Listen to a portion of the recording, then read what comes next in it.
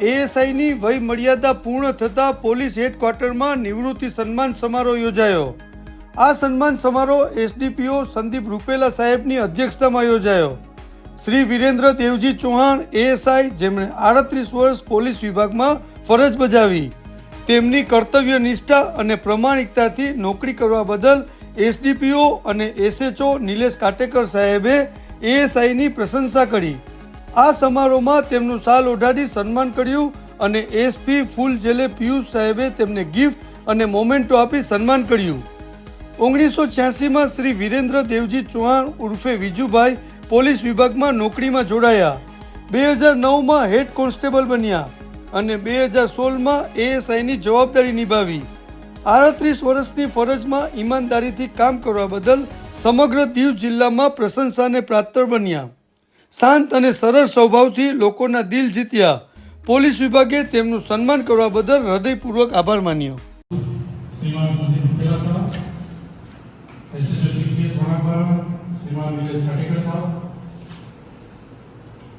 और यहाँ पर उपस्थित पीएचक्यू स्टाफ, मीडिया के प्रतिनिधि शकील भाई और जिनके लिए यहाँ पर हम खास उपस्थित हुए हैं, ऐसे हमारे एएसआई वीरेंद्र देवजी चौहान, जिनको हम बीजू भाई करके बुलाते हैं, जिनका आज रिटायरमेंट है।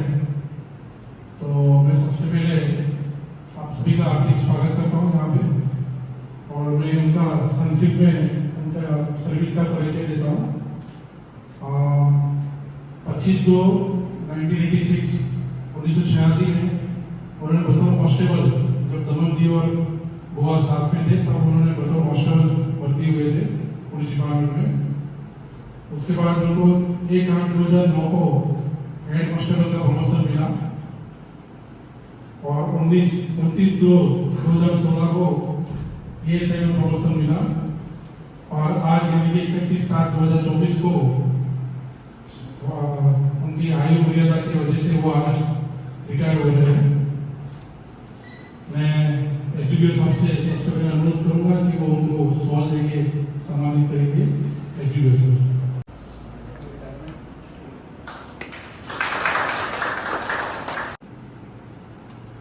माननीय एसडीपीओ साहेब संदीप रूपेला साहेब, वरंगपाड़ा एसएचओ साहेब निलेश काटेकर साहेब, તેમજ અમારા સ્ટાફના બધા ભાઈઓ બહેનો, તેમજ મીડિયાના ભાઈ શકીલભાઈ, આજે મારું રિટાયરમેન્ટ ઓલરેડી મારા પૂરા વર્ષ 60 વર્ષ થવાથી આપી રહ્યા છે। એ બદલમાં અમે જે નોકરીમાં 1986માં ગોવા ભરતી થયા હતા માર્ચ મહિને। એ બાદ ટ્રેનિંગ કર્યા પછી ગોવામાં 6 મહિના ડ્યુટી કરી ગોવા સ્ટેટ બની ગયું। ત્યારે અમારે દીવ બદલી થઈ ગઈ ને એ બાદ અમે દીવ દમણમાં સર્વિસ કરેલી છે। 2009માં મને હેડ કોન્સ્ટેબલનું પ્રમોશન મળેલું અને 2016માં એએસઆઈનું પ્રમોશન મળ્યું। લાસ્ટ હું એએસઆઈમાં સર્વિસ આપેલી છે। મારી ડ્યુટીમાં અમે પૂરેપૂરી કાળજી રાખી ને ફરજ બજાવી છે। તેમજ અમારા જે સિનિયર ઓફિસર એસપી સાહેબ, એસડીપીઓ સાહેબ, એસએચઓ સાહેબ, એના માર્ગ હેઠળ અમને કામ કરવાની મજા આવી ને એ લોકો અમારા સુપરિયર ઓફિસર ઉપર અમારી સહાયતા ઘણી બધી કરી મારી ડ્યુટીની લાઈફમાં ને મેં જ્યારે આ ડ્યુટી હતી ત્યારે આ ડ્યુટી કોરોના ટાઈમમાં મેં બહુ હાર્ડ ડ્યુટી કરેલી ને અમારા ઓફિસર ટીના મને માર્ગદર્શન આપતા 24 કલાક હાજર રહેવાનું કહેતા। ગમે ત્યારે બોલાવે તો હું ફરજ ઉપર વહી જતો ને હાલે પણ હું રૂપાલા સાહેબ, એસપી સાહેબની અંદર તેમજ અમારા એસએચઓ સાહેબના માર્ગદર્શન પ્રમાણે ને જે હું ડ્યુટી કરતો એ માર્ગદર્શન ઉપરના અધિકારીને ગાઈડન્સ લઈને જ કરતો। બીજું બધા અમારા સ્ટાફના મેમ્બરો, હું ગાર્ડથી લઈને ઓફિસર સુધી હળી મળીને એક ફેમિલી મેમ્બર બનીને જ ડ્યુટી બજાવી છે. એટલું કરી હું રજા લઉં છું. અને ઘણીવાર મેં નાગવાનો ચાર્જ આપેલો છે અને જે પણ મેં ડાયરેક્શન આપેલો છે એમણે એ તાત્કાલિક પૂરે એને પાર પાડેલા છે. કોઈ પણ ટાસ્ક આપેલો છે અથવા કોઈ પણ કેસ છે ગુજરવાડા મધરભાઈ કોઈ મેટર આવતા નથી, પણ આવે તો એ એકદમ એબનોર્મલ ટાઈમ પર આવે છે, નાઇટમાં વગેરે વગેરે. તે ટાઈમ પર પણ એ ફરજ પર હાજર રહે છે અને એમનું કામ જે છે વ્યવસ્થિત રીતે પાર પાડેલું છે. એકચ્યુઅલી આજે સવાર સુધી જે કામ કરતા હતા આ બેંકનું કામ ગુજરવાડા ગઈકાલનું એક મેટર છે, તો આજે રિટાયરમેન્ટ છે તેમ છતાં પણ આજે સવાર સુધી કામ કન્ટિન્યુ ચાલુ છે એમનું sir. So I really proud કે એ સ્ટાફે કોઈ દિવસ એવું કે કમ્પ્લેન્ટનો મોકો નથી આપ્યો અને જે પણ મેં એને કામ આપેલું હતું સર એ સમયસર એને પૂરું પાડેલું છે.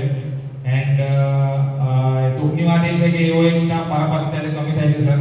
એકચ્યુઅલી એવો ઘણા કામ સ્ટાફ મારા પાસે કમી થઈ ગયા છે સર કે જે કામ કરતા હતા ઘણા માણસો મારા પાસે, અને તેમાંથી એક બીજું ભાઈ પણ છે. સો આઈ ઓલ ધ વેરી બેસ્ટ કે એમનું ફ્યુચર એકદમ સારી રીતે જાય, એમની હેલ્થ સારી રીતે, અને કોઈ પણ પ્રકારની પોલીસ ડિપાર્ટમેન્ટથી અથવા અમારા તરફથી કોઈ મદદ જોઈતી હોય તો પોલીસ ડિપાર્ટમેન્ટ હંમેશા તમારા માટે હેલ્પ માટે બેસેલા છે. સો all the very best. Thank you. तो आपको हैप्पी रिटायरमेंट. सफलतापूर्वक रिटायरमेंट हो रहा है, ये तो मैं समझता हूँ अचीवमेंट है. रिटायर होते समय हमारा स्वास्थ्य ठीक है, परिवार ठीक है, परिवार स्वस्थ है, ये अपने आप में बहुत बड़ी अचीवमेंट है.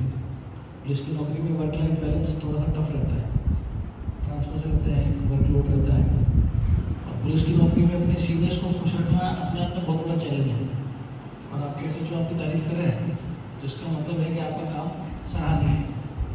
इसके लिए आपको मैं कंग्रेचुलेट करता हूँ और सबसे बड़ा आपको जो रिटायरमेंट है उसके लिए मैं आपको बेस्ट विशेष देता हूँ.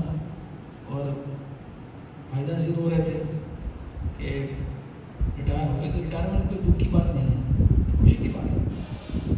स्वस्थ रिटायर हो रहे ये अपने आप में खुशी की बात है, इसमें दुख होने वाली बात नहीं है. ठीक है ना.